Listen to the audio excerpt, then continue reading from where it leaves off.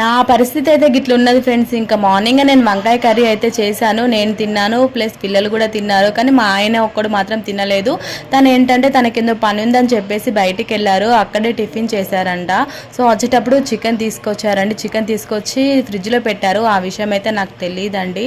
So ఏమండి మరి అన్నం తింటారా అని అడిగితే నేను తినను, బయటనే టిఫిన్ చేసి వచ్చానని చెప్పారు.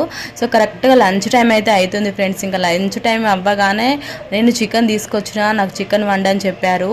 అబ్బాయి ఏమండి ఇప్పుడైతే కిచెన్లో చాలా అంటే చాలా వేడిగా ఉంటుంది, వేడికి తట్టుకోలేను, ఈవినింగ్ చేస్తానని చెప్పాను.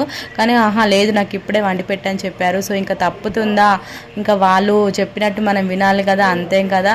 సో చెప్పేసి నేనైతే చికెన్ అయితే చేశానండి, కర్రీ అయితే. సో ఫైనల్గా కర్రీ అయితే కంప్లీట్ చేశాను. కానీ కిచెన్లో మాత్రం నేనైతే ఆగమైపోయానండి వేడికి. చాలా అంటే చాలా వేడిగా ఉంది మా కిచెన్లో అయితే. సో నచ్చితే ఒక లైక్ ఇవ్వండి ఫ్రెండ్స్. మరి bye, thank you for watching.